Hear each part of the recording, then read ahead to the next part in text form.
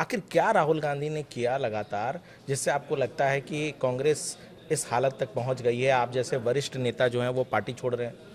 देखिए, राहुल जी के साथ एक अजीब विडंबना है। राहुल जी कांग्रेस को मजबूत करना चाहते हैं, मजबूत कांग्रेस वो पसंद करते हैं, लेकिन मजबूत कांग्रेस ही नहीं पसंद करते हैं। उनको कमज़ोर से कमज़ोर, जो उनके अलावा किसी को नहीं जानता हो, जो टोटल उनके भरोसे पे है। एक इंसिडेंट आपको बताते हैं। मेरा लालू यादव जी से कुछ मतभेद हुआ, तो मैं 2019 का चुनाव इंडिपेंडेंट लड़ गया। उस वक्त 19 में मोदी जी का दोबारा जीतने का एक हवा थी कि मोदी बचाओ, एक हवा थी उनके खिलाफ की जो उसमें कांग्रेस हम लोग सब लोग थे कि मोदी हटाओ।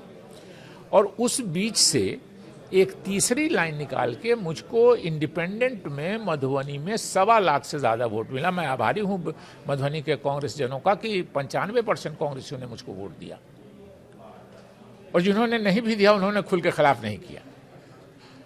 तो उसके थोड़ी ही दिन के बाद रिजल्ट निकला, मुझको 1,31,30,000 वोट आया। जो अलायंस के कैंडिडेट थे, जो आरजेडी, कांग्रेस और बाकी पार्टियों के अलायंस के कैंडिडेट थे, उनको सिर्फ मुझसे 8,000 वोट, 8,500 वोट ज़्यादा था। तो और ये बात फैक्ट थी कि मैं कांग्रेस के डिफरेंसेस की वजह से नहीं लड़ रहा था। लालू जी ने वो सीट नहीं छोड़ी थी, इसलिए मैं उनके ये था। रिजल्ट के शायद 1 महीने के अंदर कोई केस की तारीख थी, राहुल जी पटना गए, तो किसी होटल में ये लोग रेस्तरां में डोसा खाने चले गए, डोसा वोसा खाने, चाय कॉफ़ी पीने। वहीं राहुल जी ने किसी से पूछ दिया लोगों के सामने ही कि शकील जी को कितना वोट आया।